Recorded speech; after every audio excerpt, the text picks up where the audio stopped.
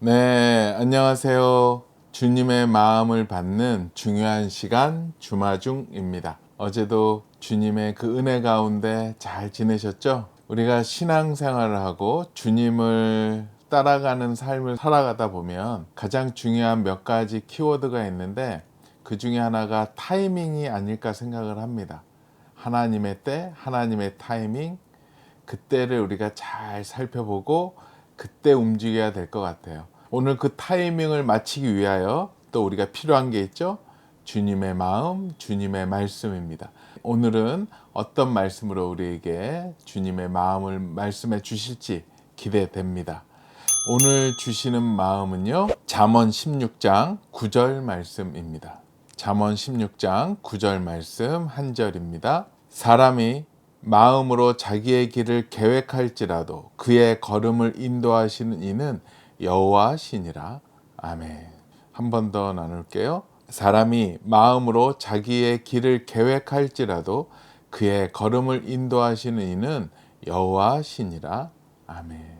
네, 오늘은 쉬운 성경 버전으로 먼저 나누겠습니다. 사람은 자기 마음의 앞날을 계획하지만 그 걸음을 정하시는 이는 여호와이시다. 아멘. 새번역 버전으로 또 나누겠습니다. 사람이 마음으로 자기의 앞길을 계획하지만 그 발걸음을 인도하시는 분은 주님이시다. 아멘. 이 말씀과 함께 보면 너무나도 좋은 책이 있어서 같이 나눕니다. 여러분들 너무 잘 아시죠? 원유경 목사님, 포드처치의 원유경 목사님의 6걸음입니다. 이 책은 예배에 대한 기쁨, 또 하나님을 향한 그 갈망함을 나누는 귀한 책입니다. 네, 그 내용 중에서 같이 나누려고 합니다. 오늘 내용은 기존의 교회에서 부교육자로 열심히 사역을 하시던 가운데 계속 하나님이 개척에 대한 부담을 주셔서 그것을 가지고 기도하셨나 보더라고요. 그래서 계속 기도하시다가 부르심에 대해서 주님이 응답 주셨을 때 그때의 상황을 이야기하는 것 같습니다. 주제는요, 하나님의 타이밍입니다. 나는 기다렸다.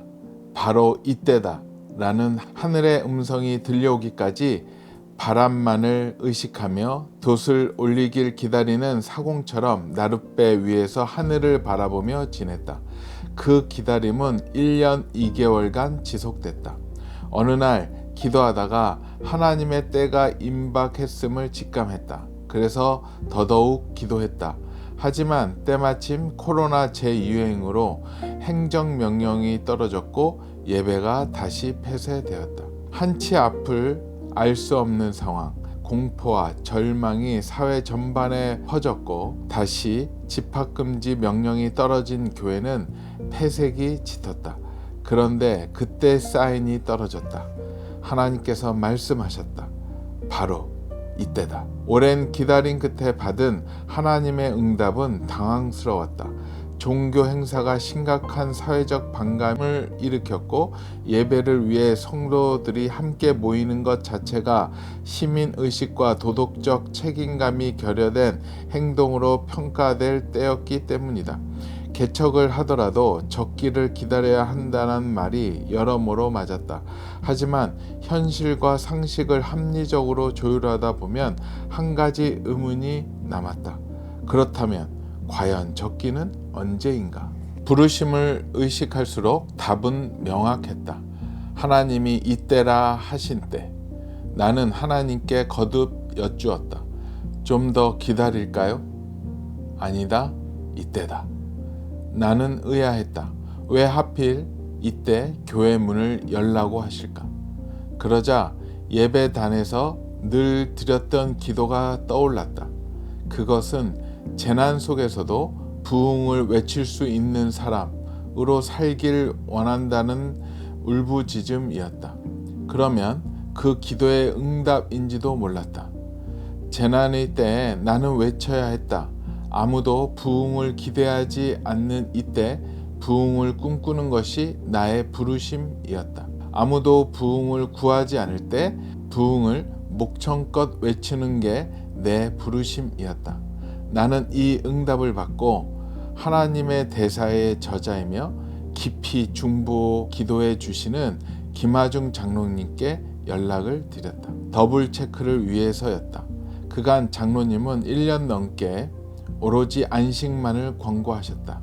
하지만 나는 예감했다. 이번엔 다를 거라고. 수화기 너머로 장로님의 부드러운 음성이 들렸다.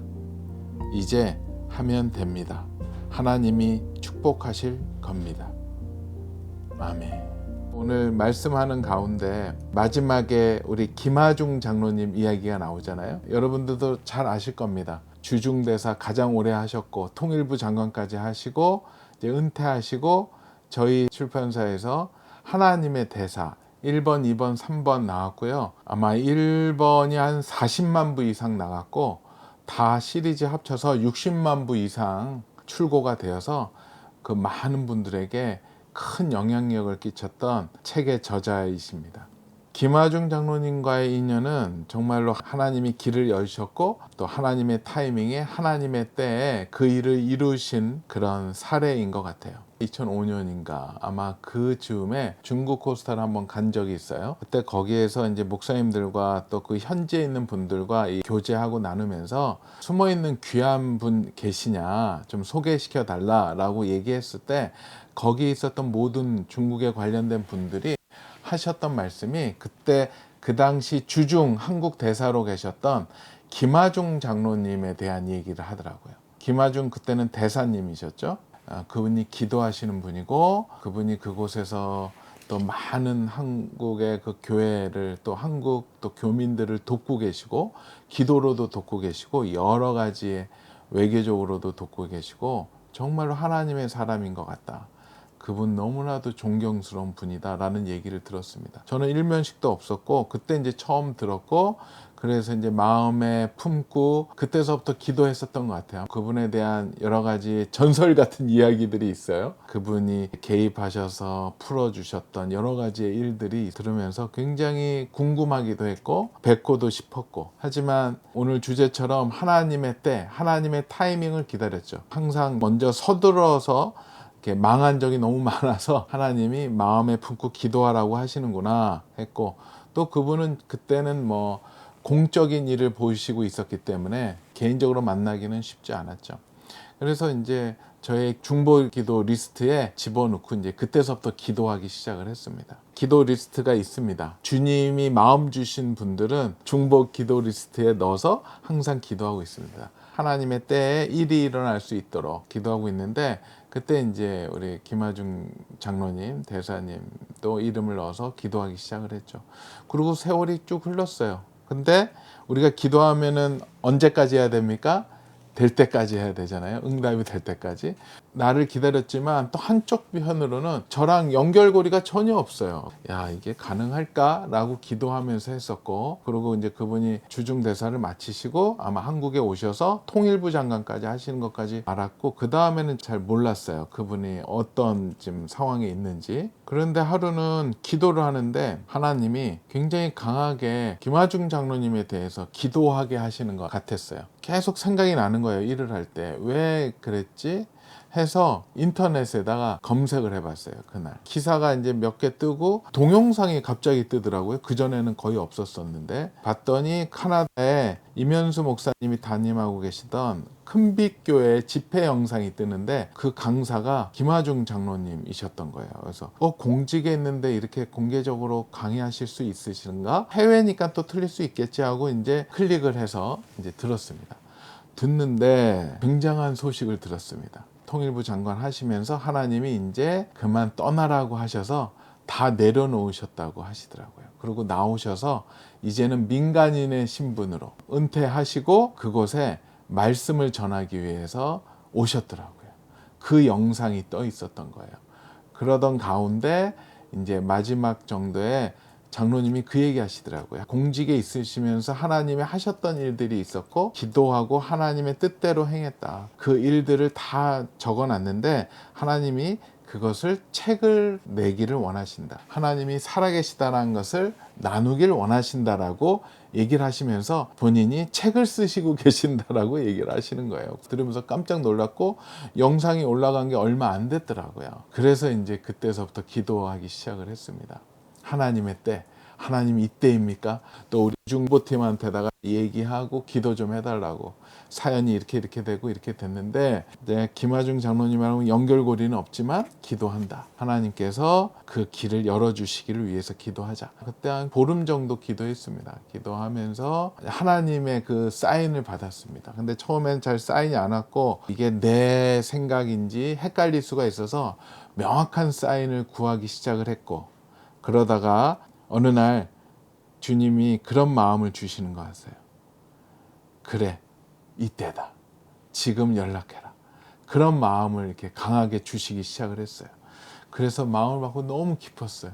그러고 나서 어떻게 연락을 해야 될까 했는데, 다행히 김하중 장로님이랑 같은 교회 다니는 장로님을 알고 있어서 연락처를 어렵게 구해서 간절한 마음으로 기도한 후에 이제 문자를 보냈죠, 장로님께.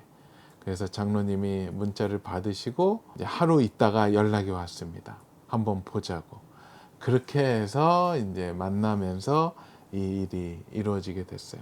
근데 너무 놀라웠던 건 만나고 나서 이제 나중에 들은 이야기인데, 원래 장로님이 책을 준비하시면서 그 책을 출판할 곳이 있었대요. 그곳이랑 이제 이야기를 했는데, 이야기가 되다가 하나님이 갑자기 스톱을 시키시더니 잠깐 기다리라고, 네가 책 내야 될 곳이 다른 곳이 있다라고 얘기를 하셔서 굉장히 의외였고, 그쪽 출판사와도 친하고 관계가 있었던 곳인데, 장로님은 또 우리 하나님이 말씀하시면 무조건 순종하시는 또 우리 장로님이시기 때문에 인간관계가 조금 어려워져도 하나님만 두려워하시는 분이시니까 기다리고 있으셨던 거예요.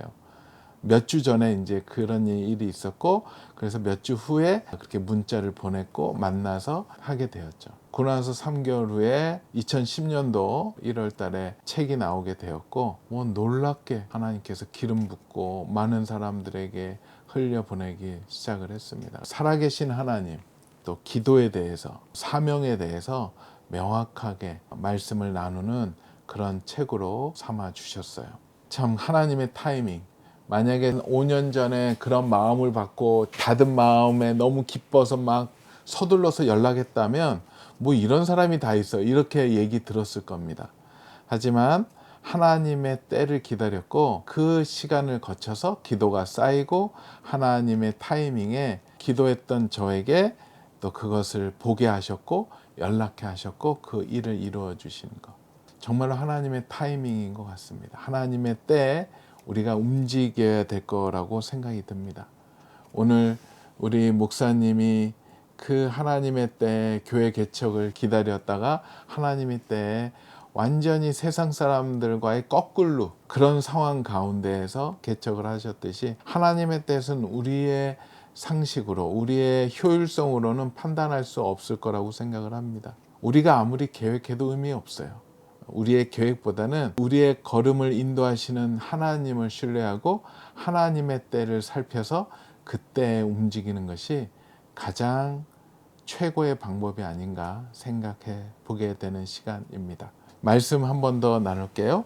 잠언 16장 9절입니다. 사람이 마음으로 자기의 길을 계획할지라도 그의 걸음을 인도하시는 이는 여호와시니라. 아멘. 같이 기도하겠습니다. 주님 감사합니다. 주님 감사합니다. 세상은 우리에게 방법을 가르쳐 준다고 하면서 가장 효율적인 방법을 우리에게 제시합니다. 하지만 하나님의 때는 그 방법과 완전히 궤를 틀리게 합니다.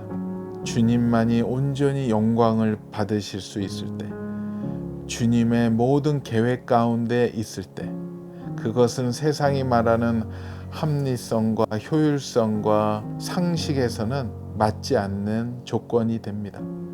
오 주님, 저희는 주님만을 따르길 원합니다.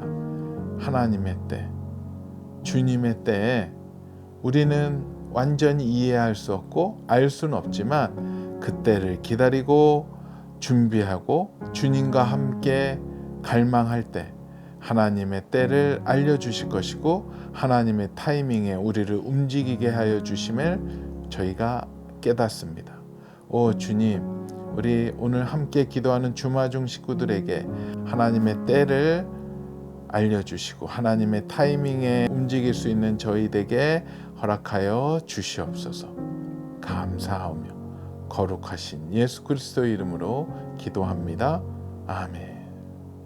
그래요. 우리의 계획 좋죠. 하지만 그 계획 위에 주님의 계획이 있다는 거 우리가 꼭 알았으면 좋겠습니다. 주님의 계획으로 우리가 움직이고 주님의 때에 주님의 타이밍에 움직이고 순종할 수 있는 우리 주마중의 모든 식구들 되었으면 좋겠습니다.